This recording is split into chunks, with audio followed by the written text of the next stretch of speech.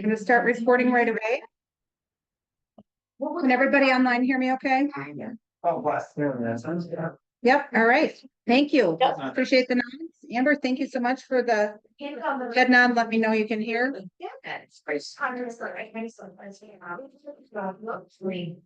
So, I'm sure. What do you think of that? You see those luxury rentals up on the perfect. Other side. Good morning. Okay, let's get going into today's training. We're going to talk about from showing to offer. So obviously we've been kind of connecting the dots for how we go from meeting with clients, establishing a relationship and carrying them on through to a closed sale. So at the beginning here, I have this outline that's a little bit like illustrations are a big thing for me, right? So I try to help you guys visualize things in a different way. If anybody in this room likes to cook or bake, you probably know that there is a certain order of operations that goes into effect. If you got to add ingredients at exactly the right time and in exactly the right dose in order to come up with the desired result.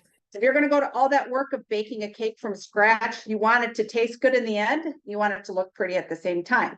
Well, how do we apply that illustration to our real estate experience? When we're working with clients, we want the experience to go well. We want to make sure that we're adding in the right points of value and information and asking the right questions at the right time so that we can lead our clients down the process of purchasing a home and get that desired result in the end. Really happy client and a closed sale for us as well. So kind of keep that in mind. Timing is really critical when it comes to that. So let's break down sort of the step-by-step process of going from having had that first meeting or at that first showing with clients to getting them to a point of submitting an offer. And today I would really love some audience participation, right? Because I can sit up here and I can talk through an outline, but I know that the way that I do things isn't always going to be the way that you do things. And it's really important that you're bringing your perspective into things and figuring out how to take information from a training outline and apply it into your style of real estate so that it matches up with your personality and the techniques you use, and you get the desired result you're looking for. The goal is obviously to continue to move your business forward and find some different tips and tactics that you can use in real estate or different styles of communication to increase your level of sales and also increase the level of service that you're providing to your client. So that's what today's training is all about. Brought my little timer as well because I want to be able to open up to feedback both online and in person, and we'll keep things moving along. So for the last few weeks, we've talked a lot about conducting a buyer consultation. The purpose and the goal of that, obviously, is we're establishing clear understanding of our clients' goals, needs, and preferences from the get-go. This is really the foundation, right? If we don't have clear communication established and we don't know what they need or what they want, how can we deliver on that? So it's very important that we have that kind of clear direction up front. When it comes to building rapport, right? We want to involve ourselves personally in that and be able to create some relatability with the person that we're helping.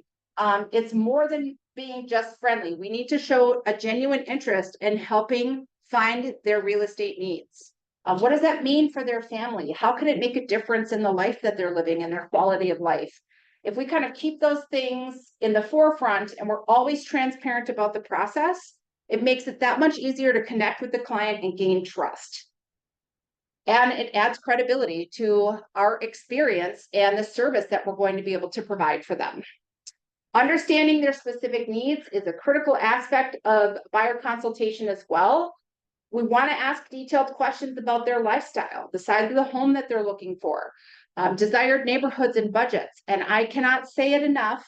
I am all about a proactive approach to real estate, not a reactive approach. What sets you out differently or as different from other agents?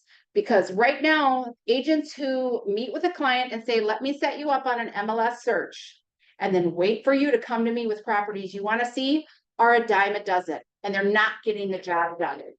You have to provide a higher level of service and more value than that to the people that you're engaging with.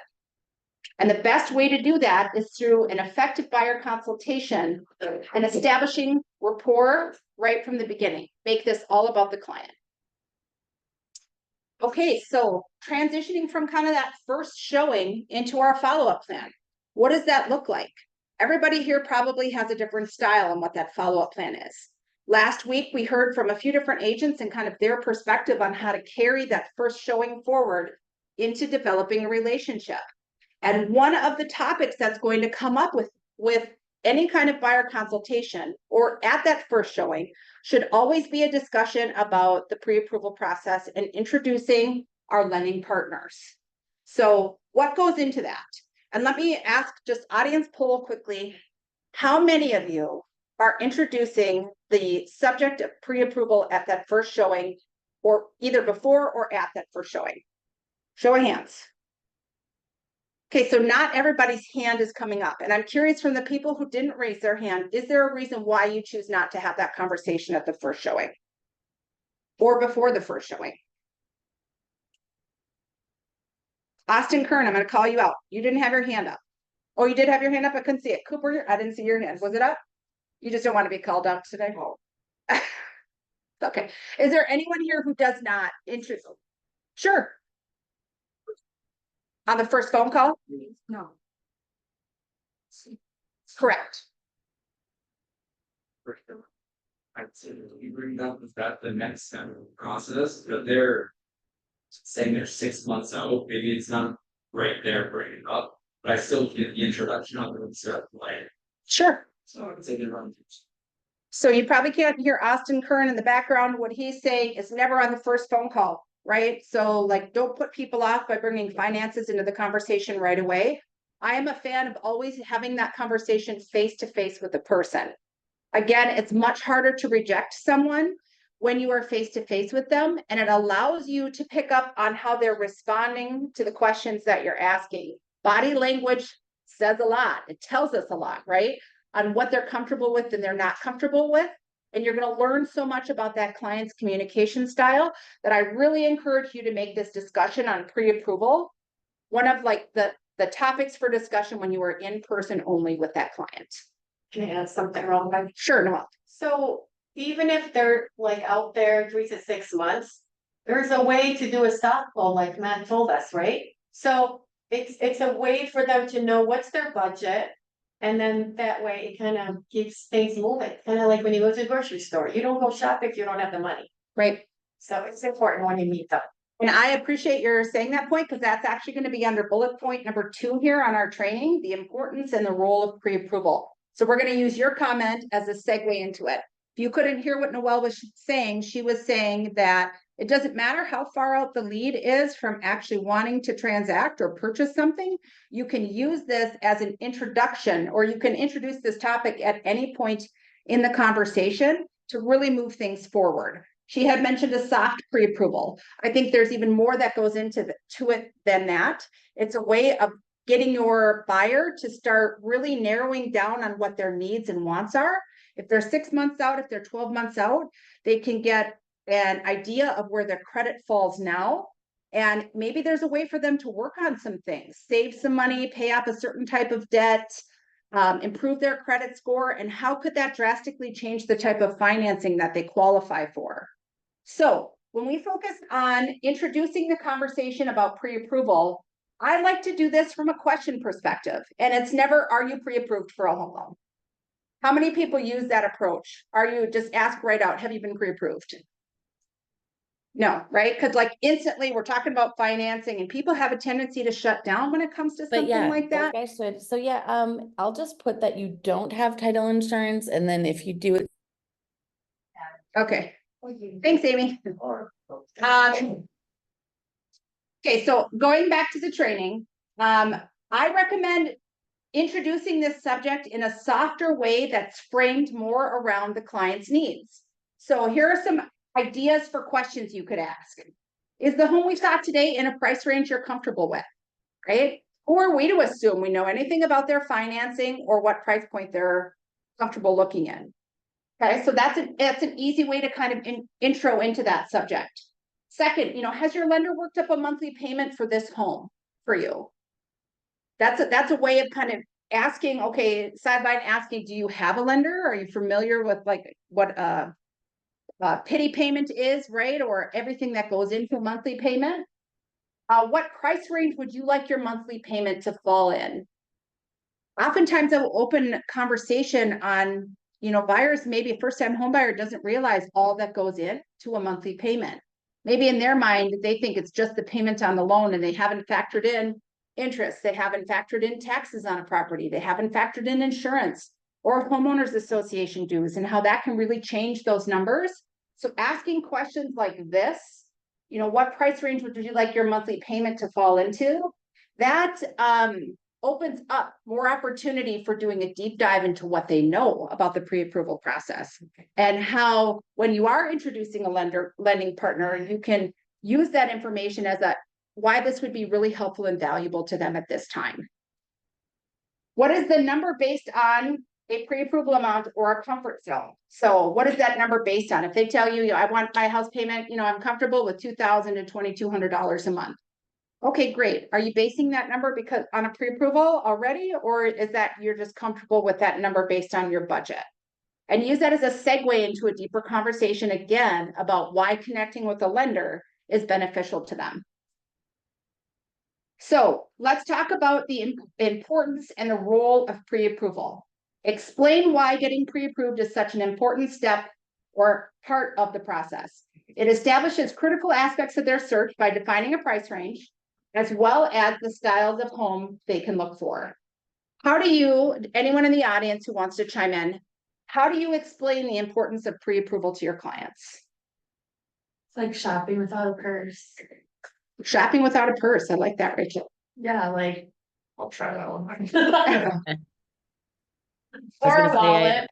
Oh, I was gonna say, I usually somehow integrate into the conversation, eventually say, if anytime we're gonna make an offer, you would need to be pre-approved anyway. So it's best if we start out with that and get you underway so that we're ready to go when you find that perfect home and you want to make an offer. I appreciate that. Great job, Josette. Thank you for chiming in. Did you want to say something, Danielle? No. Sorry, you were Just saying, like Noelle said, like going to the store to buy groceries without any money. And you don't even know like how much you can spend because you don't have any money. Yep. So illustrating it, I like that. You're creating a real life experience that might create some relatability in how you're explaining that to people. Yes, Steve. I tell my clients that I don't want to do my job improperly and that I prefer pre-approval, so I know exactly where they land. Because if I'm gonna be showing them houses that are 10 to 20,000 above their budget, I'm doing my job improperly, because then when they get pre-approved and they're 20,000 under, well, that changes a lot in what we're seeing when we're going into those houses. So I prefer, to go about that. Like, I want to do my job properly, so, get your pre-approval and then we can go from that. Okay, so Steve's point was that he was saying he's setting expectation up front about how it helps him do his job properly, showing houses they can afford, right? And that's kind of in line with this first bullet point here. Without a pre-approval amount, the buyers might fall in love with a home that they can't afford or think they're stuck buying a home that isn't as nice as something they want. This is my go-to line more often than not. I will tell people, my job is to set you up for success and ensure that you have the best buying experience you can have. And I'm not doing my job for you if I take you out to see properties that aren't in a price range you're going to qualify for. If you fall in love with the wrong house and I break your heart, you're not going to like me as much. And this is not going to be a good experience for you. And I've seen that happen and I don't want that to happen to you. Most of the time, people who don't want to get pre-approved think that this is going to damage their credit or that they're going to be in some rush now to move forward before they're ready and end up buying a house that they don't like. I want to ensure you that I'm not going to do that to you as your agent. We're going to work on your timeline. But what this does do is it helps set a foundation. So we're at least looking in the right direction and we're not setting you up for failure or setting you up for disappointment. So I make it personal to them. My job is to protect your best interests. I'm not doing that if I'm showing you houses that aren't going to work for you. Okay. Not all properties will be open to or qualify for certain types of loans, right? So we might have buyers who are certain that they can qualify for conventional, but student loan debt, maybe their credit score is just under a certain mark. Maybe they have to go FHA. interest rates work better with the way that they've been over the last year. Some higher debt to income ratio or something like that on their credit, where now in their mind, they thought they were gonna be conventional and they really need FHA. Well, what do we see happen sometimes with FHA loans?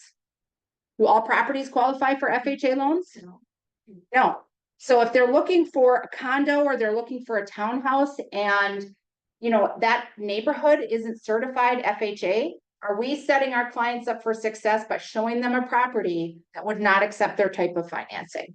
No, so that's another way we're setting our clients up for success, by making sure we have a thorough conversation about pre-approval process and why it's important. Juliana, Or like one thing I want to add quickly is like, I think it's important to also like spin the other side of it and say, like, you may be surprised at what you can qualify for. Like, people find mortgage calculators all over the internet, and they may be able to afford more than they thought. So not always just saying like, well, you might not be able to afford this house. I don't want to take you into houses you can't afford. Like, it could spin the other way too. So always make sure to bring that up as well. Also, like, these first time home buyers, like, they may think they have to, we could tell them the traditional 3% and or 3.5, and they may qualify for a program. So I think those two things are important to kind of not spin it like, well, I don't want to take you to homes you can't afford. Conversely, love that- like, we may have more wiggle room than we thought, and maybe we can go up to X. I don't know. I love that you brought up that perspective. That's why I put this bottom line in here. They may be stucking, they're buying a home that isn't as nice as they want, or maybe it's a home that they think that they're stuck in a certain budget, right? Maybe in their mind, they think I can't qualify for anything over 300,000. But in reality, like with some of the options out there, different ways of structuring a loan, they could really look at 350 or 400. How does that completely change the affordability of the home for them, or what type of home they're looking for? So fantastic point, Kelly. I love that you're all about kind of the positive approach to it. Thank you so much for bringing that up. Kelly does a dynamite job too of communicating these things to her clients. She wins in multiple offers more than just about anybody on the team. So know that that's a great resource for you as well if you need someone to reach out to. Yeah, come on up here so they can hear you. Matt's going to come up and talk for a second. A lot of times our pre-approvals too is once they actually do fill out all that, do get all their documents in, we send out kind of a breakdown of what a loan estimate will look like, so they know what closing costs are gonna be, what they all go towards, so you're not gonna have to have that conversation with them. We do also address the real estate admin fee, so hopefully you don't have to address that one either. But yeah, we want them to be as informed as possible, so when you're writing offers, that they know exactly what they're getting themselves into. And also if they do need, so they do need seller closing costs, we also say, hey, if we do need these costs, it might be tough to get a home that's first day in the market. We try to help you guys out a little bit as far as expectations of what they need. If they need a ton of help on our end as far as cash to close and stuff like that, we try to prepare them for what they're going to be able to see out there as well. So, it's not only letting them know what they can get, but it also we try to educate them as best as possible, and that set their expectations up as much as possible as well. So I love that. So I think like getting a pre-approval is a lot like creating a border on a puzzle, right? So like you're setting the framework for that big picture. And we're going to talk a little bit more about how having a pre-approval can offer leverage when it comes time to finding the right house. That was a great point, right? About knowing upfront what your clients really need. Then you're structuring the entire home search based around their financial need and what it is that they can afford, or how you would have to structure an offer going forward. And then you're able to really hone in and focus on properties that will fit that, instead of, again, maybe spinning your wheels and just showing them 15, 20 houses and not really knowing how to guide them forward.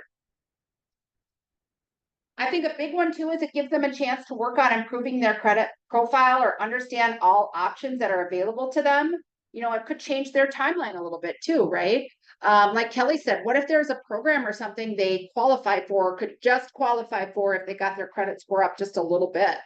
Maybe USDA, that's a rural development loan. It's only in certain areas, but it's a zero down loan program. You do have to have a minimum credit score, and there are income guidelines that fall into play for that type of a loan. You don't want to be focusing a home search on on that type of loan, oh, well, we're gonna count on a 0 down and then find the right property and all of a sudden they can't get it, right? So having this conversation up front and really knowing what you have to work with is critical to the overall success of the client. And remember, this is what makes you look like the expert, right? You are setting yourself apart from agents who say, I'm just gonna put you on a search and I'm gonna take you out to look at homes when you come to me and ask me for showings. Take the proactive approach. You can still reiterate. I'm getting mic'd up, oh boy. You can still reiterate these points, even if they say they're pre-approved, right? It really shows that you're looking out for their best interest. So if they are pre-approved, ask some more questions about that pre-approval. Ask to connect with their lender. Maybe, introduce a conversation about your lending partner and getting a second opinion on that. So let's move into section 3 here on lending partners. So introducing them to our lending partners. Not only does it really help streamline the process for clients, but it also shows that we're proactive and we have their best interests at heart. We want this to be a smooth experience for you. So how many of you have gone out? Everybody in this room, I'm sure, has eaten at a restaurant at some point, right? You don't sit at the table and have someone bring you your food, and then the waiter doesn't go out to Bob's Bar across the road to get your favorite drinks and bring them back to the table, and then maybe go down to Bill's Bakery, a mile away to get that slice of cake that you like. Usually it's all offered as a one-stop shop experience in-house intentionally. And that's because you can control the quality and you can control the service. So when we have lending partners and title partners in play, it's really designed with that perspective in mind. How can we provide the best level of service to our clients and experience overall? So if they already have a pre-approval completed, or maybe they have a bank they want to talk to, recommend that they get a second opinion with our lending partners. They can compare fees. Maybe they can compare program options, have the opportunity to work with someone local. What difference could that make in their buying experience? Being able to communicate that really shows that you are the local expert, right? It's not just about, hey, I'm just going to okay, go ahead and get pre-approved with any bank you want. Sure, they're absolutely able to do that, but what if I can offer you something better? Isn't it worth looking into if it saves you a little bit of money or it opens up a door you didn't even realize was there in the first place? That's the value of having partnerships in place. Matt, why don't you come up here? Let's talk about this next couple steps. So if this is a team lead, we know that it should be introduced to Flex first or to ZHL first through a 3-way text between you, the client, and the lender. This is the smoothest way to do an introduction. It's not just, hey, reach out to this client and then whatever lending partner you're working with, not really knowing, anything about the client, not leaving a note behind. So a 3-way text personalizes it a lot. How I would do it is I would send a text message to Matt and I would say, hey, Matt, meet Bill. Bill is, a first-time home buyer. He is right now thinking he would qualify somewhere around 300. He hasn't been pre-approved yet, and he's interested to know what options he has available to him. I told him you were the best in the business and that we work together all the time. Can you please reach out and set up a time to talk about pre-approval? Bill, I'd like you to meet my friend Matt. Matt has, 8 years of experience in lending. I work with him in the office on a regular basis, and we are in communication with each other 7 days a week.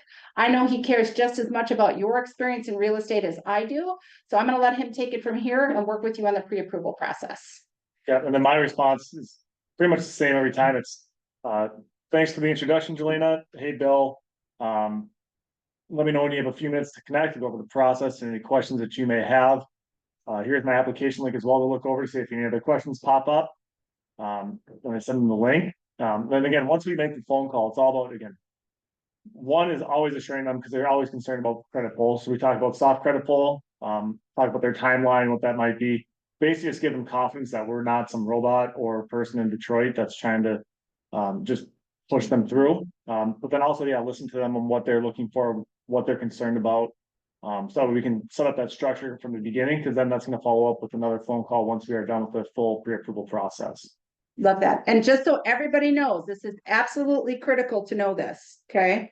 Matt has really stepped up his enthusiasm when it comes to interacting with clients. He no longer ends his sentences in periods. He ends them in exclamation points. Okay, this is huge progress. full of emotion. He is pouring his heart and soul into developing relationships with our clients. I just want to say thank you for that. That's excellent. We're adding emojis next month, so. Emojis are coming. How about that, guys? Well, then you. We're not mad at all. Okay, I just want to point this out. Okay, this is the next step, right? Because smooth communication, everybody wants great communication between client and agent, clients and lender, right? That's really important for a great experience overall. Remember that the goal is to get them to making an offer on a property, and you are setting the tone for that by all of this upfront work. So what I would recommend doing is assign the lender that you're working with, Colin or Matt, using that as an example in Follow Up Boss. You click the drop down and you can assign it to them. They're going to see all their notes, your notes. You're going to see all of theirs. If you need them to reach out or something, it's a great way to just ping them with the notification and make it really easy. And there's also a three-way text introduction option right there. So we're creating a couple text templates in Follow Up Boss. One specifically for Matt as an introduction and one for Colin as well, if you just want to do the quick drop down. Those are also available to you on the app. It's just an easy way to make that introduction. So Can I ask a question? you sure can. So if these buyers come with their own lender, there's no way on the drop down to put in an additional lender. Nope, there's not. However, there you could add in just the phone number right into Right, the I've text done that, box yeah. and do it that way. What I would say is if they're coming with their own lender, you can certainly establish communication with them, but I go back to this point above. Yeah. Right? Even if they've already gotten a pre-approval with someone else, stress the value of a second opinion. Okay. Most people, maybe cancer is not the right, example, but I'm going to use that. If you go to a doctor and you're diagnosed with something or you're given some information, they may say, seek a second opinion. Right? Sometimes comparative value is good. Not all agents have access to the same type of programs that lenders have access to the same type of programs that other lenders will have. So our 1% down, that's a conventional loan, correct? Matt? The 1% down? It's a conventional loan, right? So our lenders have access to that. Not all other lenders will. Some lenders might have access to down payment assistance programs. Others may not. There is value no matter what in getting a second opinion from a local broker who's not a big bank and who isn't paid by the hour just to crank out pre-approvals. Rocket Mortgage might make their upfront interest rate look really, really appealing, but there's a lot of stuff hidden in the fine print, and good luck getting a hold of anybody after 5:00 p.m. Eastern time, Monday through Friday, right? If they're parts of Rocket, we can go through Rocket, we're gonna have cheaper rate. How about that? Did you hear that? If they really want to work with Rocket, you can always say, hey, my lending partners actually use Rocket for funding. We can probably get you a cheaper rate. It's worth, a conversation to see if we can save you some money. Everybody likes saving money, don't they? Let's see if we can save you some money. So sell it as an advantage to them as well. It's a great idea, but I had someone that this situation, they backfired on Matt because they came to Matt offered cheaper rates. He went back to his bank and renegotiated with his bank. Yep, that's gonna happen. That's always gonna happen. But I couldn't know about that, right? right. Seriously. We have an opportunity then to at least say, hey, if we tried, Yeah. right? Yeah. So, I was actually one too, it doesn't matter how good the deal is if the deal doesn't get done. Yeah. So if you're not working with somebody that you trust, it doesn't matter. I love that. Ian just said, if you couldn't hear him online, he just said he uses the line, it doesn't matter how good the deal is if the deal doesn't get done. Did I say that correctly? Okay. That's it. Yep. So if you're not working with someone you trust, I mean, what's the guarantee that just because they put something on paper means that they're going to be able to close on time? Having those relationships is valuable to our clients, and it is part of our value proposition that we're offering to them as well. Okay, let's talk about building a competitive edge and how the pre-approval process can play a role in that as well. So we're out now and we're looking for properties for them. The pre-approval really allows them to submit that offer with a purchase agreement, right? The lender can call the listing agent on behalf of our clients and let them know that, that they're well qualified. They're through underwriting already. All I need is a purchase agreement and an appraisal and we're good to go, or something to that effect, and establish that, hey, I'm Matt. I'm a local lender. I work with Jelena all the time. I want to let you know that Bill has rock solid financing and he's ready to go. We would love an opportunity to work with you. Is there any questions I can answer at this time about how we work our financing? Right? And just kind of like build up some likability for your client. That's the value of having a lending partner. One of the values of having a lending partner. And the buyer doesn't lose valuable time when deadlines or multiple offers are a factor, right? Sorry, your offer's got to be in by noon and you haven't even started the pre-approval process. Okay, that's kind of a rush. Do they really have the opportunity to make an informed decision in that situation? No, they're just taking a pre-approval and putting it in with an offer. What if that offer gets accepted and the pre-approval was rushed by somebody else and it's not a valid pre-approval? Now you're dealing with the cancellation. That's not a good experience for the client. And I don't know a single agent online or in the office right now or on this team who wants to set their clients up for failure that way. We don't spend the time trying to find the right properties for clients so that we can write an offer and have to have it canceled because it doesn't work with their financing. So the more proactive our approach to it, the better the protection for the client. The more we protect the client, the better experience they're going to have overall. And this is all about building partnership, right? Our goal is to help them attain home ownership. That's their long-term goal. And we want to keep their eyes on the prize and moving that process forward from that first showing until they're ready to make an offer. Okay, let's talk about proactively working to find properties. Who here takes a proactive approach to identifying properties that are a good fit for their clients? Just about every hand here, right? What are some ways that you do that? Whether you're online or in the office today, you can share if there's like a couple ways that you have for doing that. Yes, Noelle. Well, sometimes I drive around and if we're at a showing and I see a property that's pretty close to in the same area they're looking at and it's for sale and we missed it, then I'm like, oh my gosh, let's look into this. Okay, that's great. So you're always, no matter where you are, you're looking for properties when you're out on showings. That's great. I'm a fan of getting them off of other sites where other agents might be competing against me. Maybe I've done the buyer consultation and they're just not ready to sign yet. I'm not forcing anyone into signing, but we can kind of start proactively by saying, hey, if you've been using X site for your home search, I know that there's always the chance you're going to get connected with some random agent and they might not be looking out for your best interest. My goal is to make sure this is a great experience for you. Let me get you set up on a home search.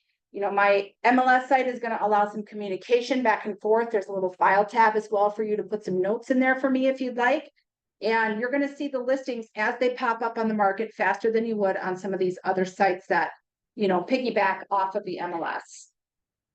When you are having them on the site, if you can't get them off the site, you want to make sure that it's branded exclusively to you.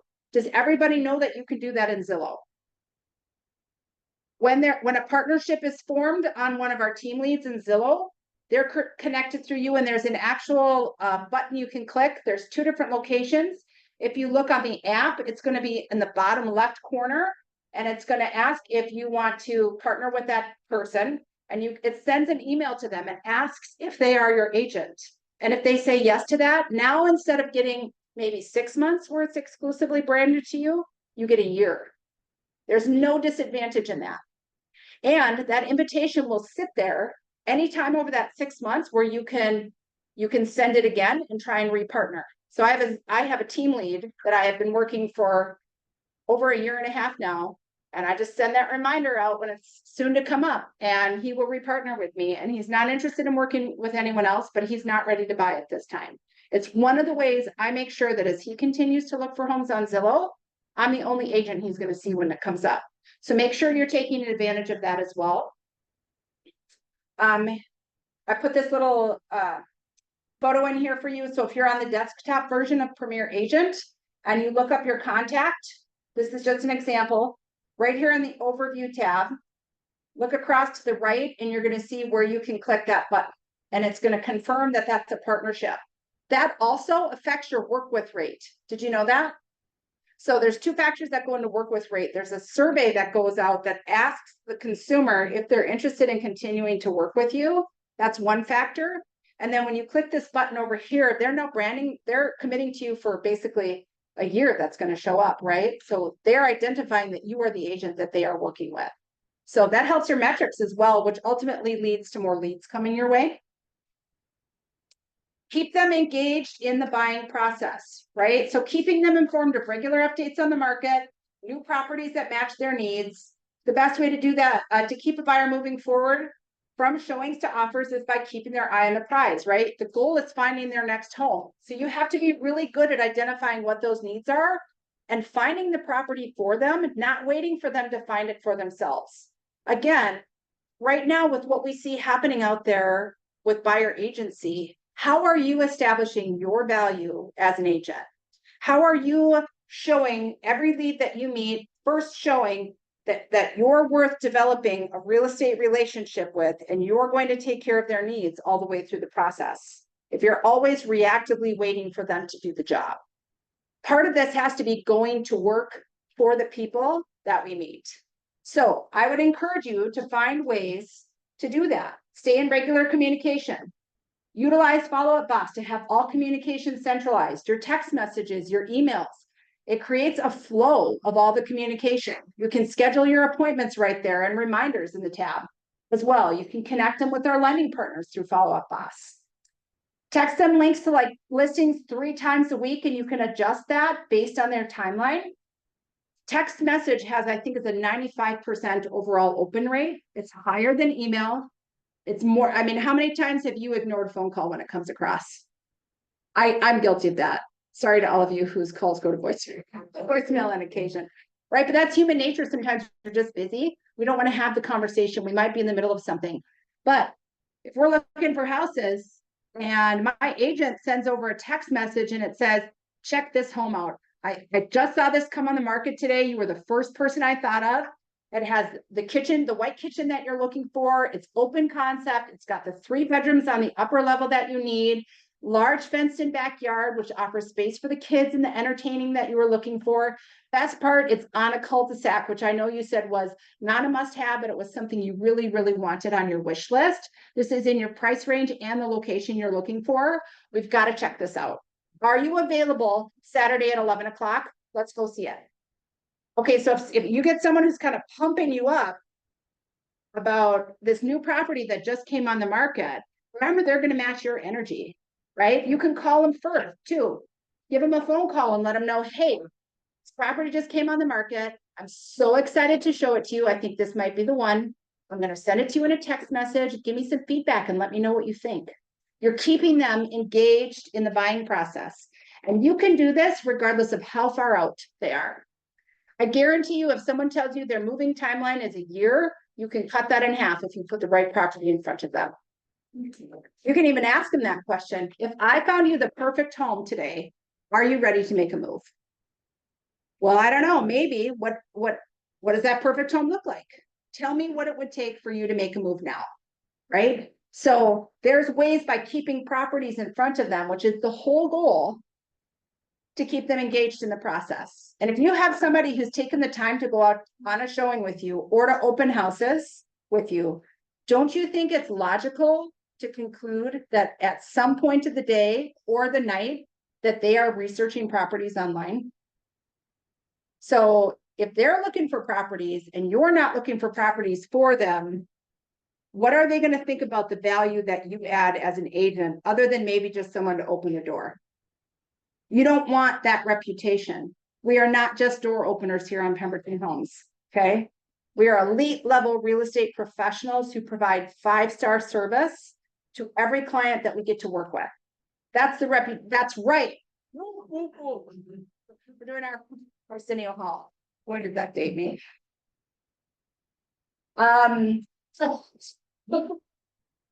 Thanks for adding that enthusiasm in, Ian. I appreciate it. Yeah. Got that on camera. It's great.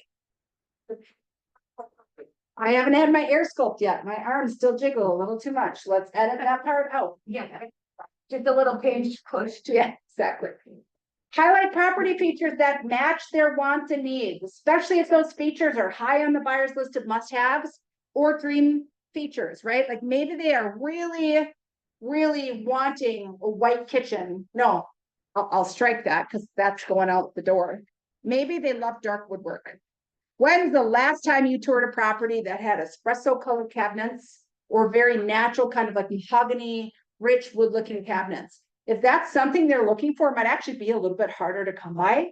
So if that's something that they would absolutely love, when you're sending a property over to them, you're keeping your eye out for that type of property and you find it, create a sense of urgency. And that's what we're going to talk a little bit about as we move forward. Most importantly, however you are connecting with your client, keeping properties in front of them all the time, you have to do it with enthusiasm, right? You want to do your little pump it up again, Ian? Woo, woo, woo. Right on, yeah. Be enthusiastic. They're going to match your energy. And part of that is knowing how to connect with the client, taking time to get to know them enough and create that relatability to know what kind of communication they're going to respond to. If you're excited about a house to show to them and you've been doing the work for them, imagine how they're going to respond to all of the links that you send over when they see that you care enough to actively do that work on their behalf. That shows true value. Okay, creating and communicating a sense of urgency.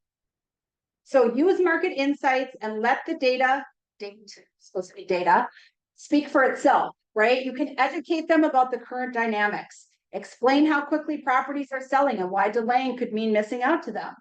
Use tools like InfoSparks on the MLS to pull data on how fast homes are in that price range or location are selling and at what percentage of asking price. If they say, hey, we want to move in about 6 months, but we're dead set on this location. Okay, I'm going to provide you a little bit of market feedback to show you how quickly homes are selling in that area. So based on where you're looking and the price range you're looking at, all of the data shows that homes are selling at 105% of asking price. What that means is that the majority of the homes are selling in multiple offers. We should really start the process of looking for homes now so that we can build in enough time to secure an offer for you. It might take us a few losses in multiple offers to find you exactly the right home in the right location. So using data is a great way to just kind of bring a third party into it. It's less pressure off of you. It's not you trying to pressure the client to move forward. You're putting the right type of information in front of them to help guide them forward. You can call the listing agent during the showing to bring in that third party opinion.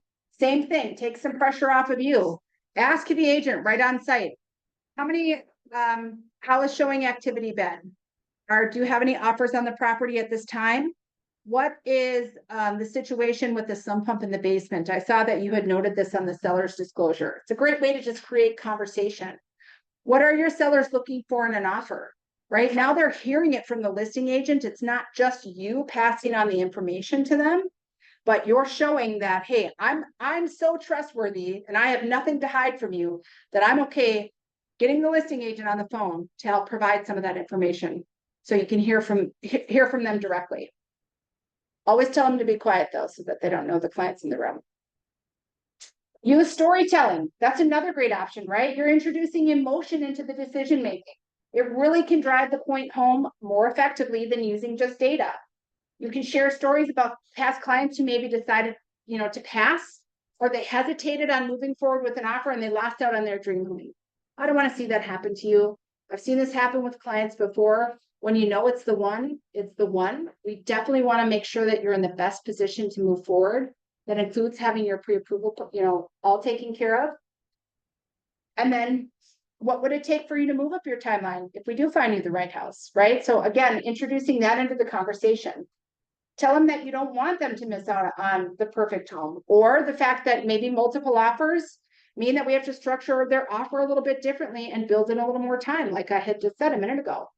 How many times has everyone in this room or online lost in multiple offers this year?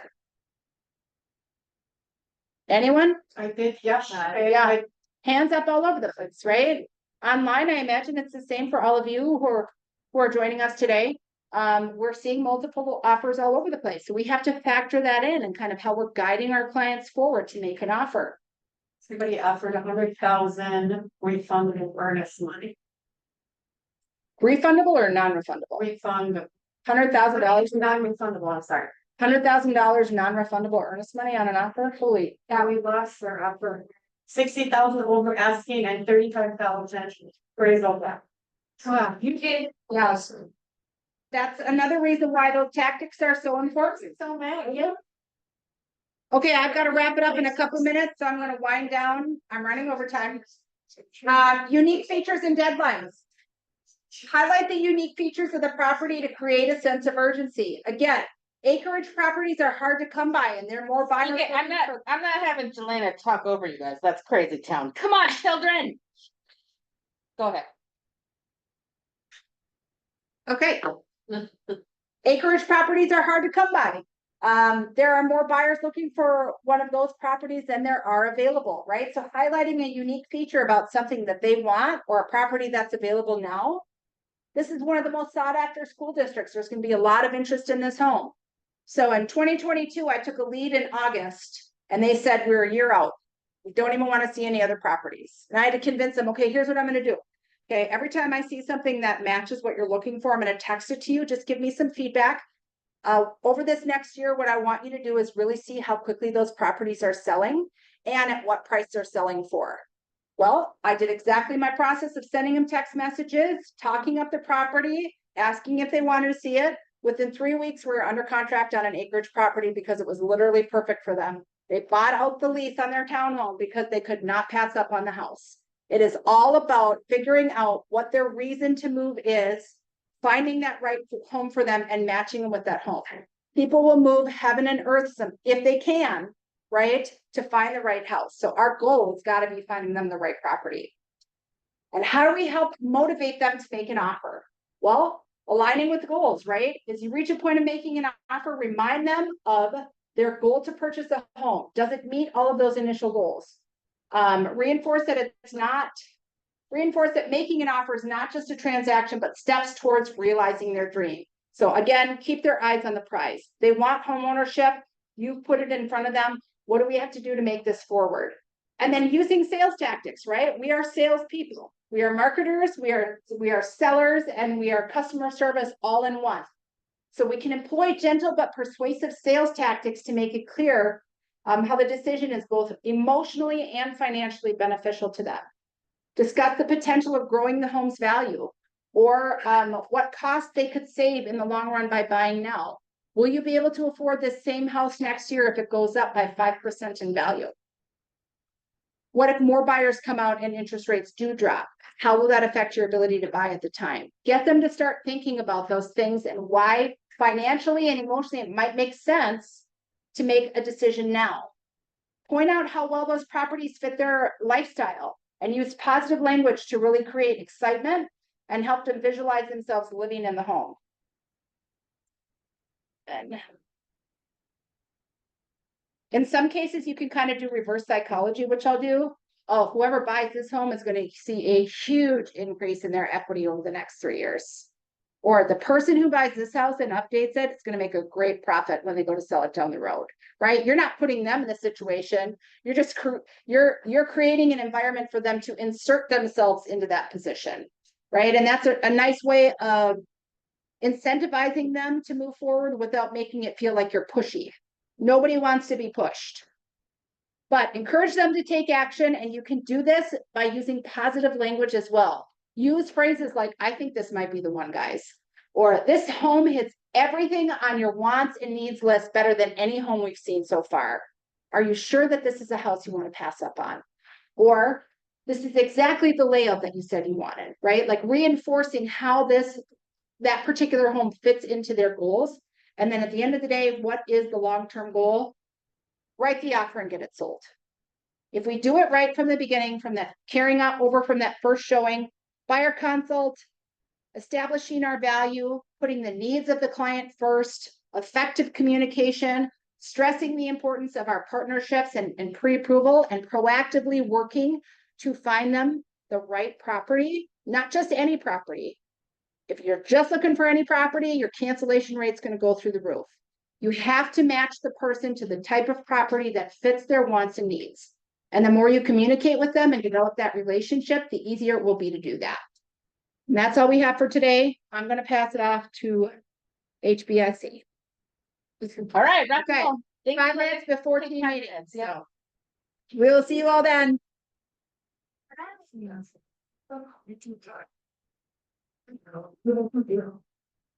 Need